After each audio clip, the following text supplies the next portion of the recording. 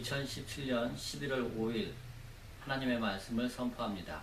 누가복음 9장 1절부터 6절까지의 말씀입니다. 누가복음 9장 1절부터 6절까지의 말씀을 가지고 제자들의 자세라는 제목으로 하나님의 말씀을 선포합니다. 예수님께서 12제자를 파송하십니다. 기도하시고 세우신 12제자를 가르치시고 이스라엘 각 지역으로 제자들을 예수님께서 보내십니다. 예수님께서 제자들을 보내심에 지침을 말씀하십니다. 제자들이 반드시 숙지해야 하고 따라야만 하는 내용을 예수님께서 오늘 본문을 통해 제자들에게 알려주십니다. 예수님께서 너희는 온 천하를 다니며 만민에게 복음을 전파하라. 마가복음 16장 15절 말씀하셨습니다. 이는 지상명령으로 제자들에게 주셨습니다. 제자들이 결코 잊지 말아야 할 말씀이요 명령입니다. 제자들이 항상 목적으로 삼아야 할 말씀이 지상명령 선교입니다. 하지만 아무리 전 세계에 복음을 전한다 하더라도 제자가 제자답지 못하게 처신한다면, 제자가 제자의 자질을 갖추지 못한다면 이런 선교는 하나님께 영광이 되지 못할 것입니다. 제자로서 어떠한 태도를 가져야 하는지 예수님께서 본문을 통해 알려주십니다. 제자들은 예수님의 말씀에 주의해야 합니다. 그래서 제자들이 참 제자로서 복음을 전해야 합니다. 결과적으로 제자들은 예수님의 지침에, 말씀에 충실했습니다. 이런 제자다운 제자들이 없었다면 지금의 교회가 세상에 존재하지 못했을 것입니다. 정말 학력도 능력도 없는 제자들이지만 제자다운 자세, 예수님이 지시하신 제자의 태도로 복음을 세상에 전함으로 구원의 일이 계속된 것입니다. 저희도 죄로 어두운 이 세상에 복음을 전하는 제자가 되길 사모한다면 예수님께서 오늘 본문에 말씀하신 제자의 자세와 교훈에 귀를 기울여야 합니다. 그 내용을 이제 본문을 통해서 하나씩 살펴봅니다. 우선 제자들은 왜 예수님께서 제자들을 세우셨는지 이것을 항상 기억해야 합니다. 제자들의 존립 이유입니다. 2절에 하나님의 나라를 전파하며 앓는 자를 고치게 하려고 내보내시며 라고 기록되어 있습니다. 또한 예수님이 제자들을 파송하신 목적이 6절에 다시 기록되고 있습니다. 제자들이 나가 각 마을에 두루 다니며 곳곳에 복음을 전하며 병을 고치더라. 예수님께서 제자들을 파송하신 이유는 복음의 선포입니다. 분명하고 명확합니다. 하나님의 나라가 임하였고 복된 소식이 어두움의 세상 가운데 시작됨을 전하는 자가 바로 제자입니다. 제자의 할 일은 복음의 선포입니다. 제자의 제1 목적이 복음의 전파라는 것을 항상 명심해야 합니다. 복음 전파와 하나님 나라의 선포를 떠난 제자는 더 이상 제자가 되지 못합니다. 제자는 복음 선포를 배우고 복음을 전하기 위해 세워지고 파송된 자들입니다. 제자는 다스리고 대우받고 군림하기 위해 존재하지 않습니다. 복음을 전하기 위한 자들이 바로 제자들입니다. 오늘 본문에서 특이한 것은 복음 선포와 질병 치유가 병행되었다는 것입니다. 1절에 보면 예수님께서 12제자를 파송하시기 전에 귀신을 제어하고 병을 고치는 능력과 권위를 주신 것이 기록되어 있습니다. 이는 제자를 파송하심에 복음을 전하고 질병을 치유하게 하심인데 이유가 있습니다. 하나님 나라의 선포와 복음의 소식이 저희를 온전케 하는 구원의 이름을 보다 질병 치유를 통해서 확실하게 알게 하기 위함입니다. 병이 고쳐지는 것처럼, 저희 육신의 병이 낫는 것처럼 구원이 저희를 온전케 한다라는 것을 명확하게 하기 위하여 예수님께서 이 둘을 병행하신 것입니다. 복음을 듣고 이를 믿는 것은 질병이 치유된 것 같이 저희를 회복시키고 온전케 하시는 구원에 이루는 것임을 알려주시려는 목적입니다. 병을 치유하고 귀신을 쫓아내므로 하나님의 능력을 드러내는 측면도 있지만 하나님의 살아계심을 입증하는 측면도 있지만 이를 넘어서 복음으로 저희 영혼이 회복되고 온전케 됨을 질병의 치유를 통해 경험하게 하십니다. 그러므로 제자들이 가장 명심할 것은 복음의 선포입니다. 제자 되기를 소망하는 자들은 하나님 나라의 도래와 복된 소식을 항상 선포해야 합니다. 제일 목적으로 삼아야 합니다. 복음 선포에 목적을 두고 살아가는 자들이 제자들입니다. 복음 선포보다 이념이나 개인의 안위를 우선시하면 제자 되지 못합니다. 복음 선포, 영혼의 구원보다 조직의 유지와 발전에 관심을 기울이면 참 제자가 되지 못합니다. 복음 선포의 목적을 잃는 제자는, 망각한 제자는 주님의 지원을 거절당할 것입니다. 더 이상 주님의 지원을 받지 못할 것입니다. 기억하시며 저희가 복음 선포를 목적으로 삼은 참 제자 되기를 항상 사모하고 소망하시기를 간절히 바랍니다.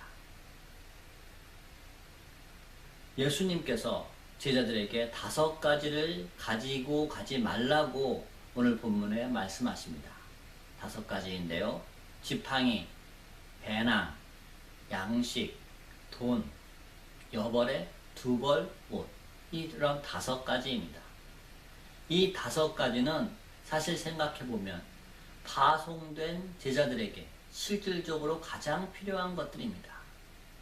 집을 떠나서, 베이스 캠프를 떠나서 복음을 전하는, 현지에서 복음을 전하는 전도자, 선교사들에게 이것들이 가장 필요한 것입니다. 양식, 배낭, 돈, 여벌의 옷, 다 필요한 것입니다. 하지만 예수님께서 이런 것들을 가지고 가지 말라고 분명하게 제자들에게 지침을 내리십니다. 이는 예수님께서 제자들을 의도적으로 궁핍하게 만드시는 것입니다. 계획하고 작정하신 예수님의 지시입니다. 뭔가 뜻이 있습니다. 예수님께서 제자들을 파송하시며 이 5가지를 가지고 가지 말라고 하심은 2가지 의미가 있습니다. 우선 항상 하나님을 의뢰하고 하나님만 바라보는 태도를 가지라는 것입니다. 가진 것이 없으면 하나님을 더 간절히 찾게 됩니다. 아무래도 가진 것이 넉넉하면 여유가 있습니다. 마음이 든든하고 믿는 곳이 있기 때문에 하나님을 간절하게 찾지 못합니다. 제자들에게 5가지를 가지고 가지 말라는 예수님의 뜻은 어떤 순간에도 다른 것을 의지하지 말고 하나님만 의지하며 하나님께 간구해야 한다. 이것이 제자의 자세이다 라고 알려주시는 것입니다. 가난한 자가 복이 있다는 의미도 같은 맥락입니다. 가진 것이 부족하여 하나님을 더 찾게 되니 복이 있다는 것입니다. 가난하여 원망만 차있고 불평만 가득한 자가 복이 있는 것이 아닙니다. 가난하기 때문에 하나님을 더 의지하고 사모하는 자가 복이 있다는 것입니다. 초점이 하나님께 맞춰져 있습니다. 지팡이, 가방, 돈, 양식, 두 벌 옷, 이런 것들을 가지고 제자들이 세상으로 나가지 말아야 하는 이유도 하나님만 의지하고 하나님만 바라보기 위함입니다. 그리고 이제 또 다른 두 번째 의미는 급박성입니다. 출애굽할 때 이스라엘 백성이 효소를 넣지 않은 떡을 먹고 급히 애굽에서 나온 것처럼 제자들도 가지기 않는 것뿐만이 아니라 갖지 않는 것뿐만이 아니라 챙길 시간이 없어 빨리 복된 소식을 전해야 한다는 의미가 담겨 있습니다. 하나님 나라의 도래를 빨리 알려야 한다는 것입니다. 이것저것 살펴 기회를 봐서 하나님 나라의 도래를 선포하는 것이 아닙니다. 가장 중요하고 급박한 일임을 알아 하나님 나라의 도래를 제자들이 선포해야 함을 예수님께서 가르치십니다. 제자의 자세는 모든 일에 하나님만 바라고 하나님만 의지하는 것입니다. 후원하는 단체, 시스템을 의지하는 것이 아닙니다. 선교 프로그램, 전도 프로그램과 전략, 이런 것들을 의지하는 것이 아닙니다.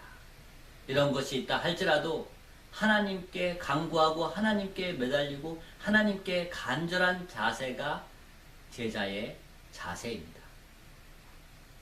제자의 자세는 모든 것에 앞서 항상 하나님을 의지하는 믿음, 하나님을 바라보는 기도가 끊이지 않는 것입니다. 그런 제자, 하나님을 가장 항상 먼저 바라보고 의지하는 제자를 하나님도 찾으시고 세상 사람들도 기대합니다. 하나님만 바라보고 하나님에게 질문하고 하나님께 답변 듣고 하나님을 인정하는 제자를 보며 사람들은 복음의 능력과 경건의 능력을 접하게 됩니다. 기억하시며 다른 것을 의지하지 않고 다른 데를 바라보지 말고 하나님만 바라보고 하나님만 의지하는 제자, 하나님의 뜻을 가장 중요하게 여기는 제자가 되시기를 간절히 사모할 일입니다. 4절에 어느 집에 들어가든지 거기서 머물다가 거기서 떠나라 라고 제자들에게 예수님께서 지시하십니다. 예수님의 이 말씀은 한 곳에 그냥 꾹 눌러 있어라 라는 단순한 의미가 아닙니다. 구약 출애굽기 12장 46절의 말씀을 연상시키면 이것과 연관되어 있습니다. 구약 출애굽기 12장 46절에는 한 집에서 먹되 그 고기를 조금도 집 밖으로 내지 말고 뼈도 꺾지 말지며 라고 기록되어 있습니다. 한 집에서, 이 구약 출애굽기 12장 46절의 말씀은 유월절 식사의 규례입니다. 유월절 식사를 한 집에서 모여서 하라라는 말씀이 출애굽기 12장 46절에 기록되어 있는 것입니다. 그렇다면 파송된 제자들이 거처를 특별한 이유 없이 옮기지 않고 한 집에 머무는 이유는 단지 편의상 또 겸손함을 보이기 위한 것이라기보다는 유월절 출애굽과 연관되어 있습니다. 유월절 출애굽의 기쁨과 의미를 제자들이 상징한다라는 것입니다. 애굽에서 노예 상태에서 해방된 것 같이, 애굽에서 노예 상태에서 해방된 출애굽의 사건과 같이 제자들의 파송도 죄의 종된 상태에서 벗어남을 위한 것임을 유월절 식사 규정에 따라 한 집에 머무름으로 알려주시는 것입니다.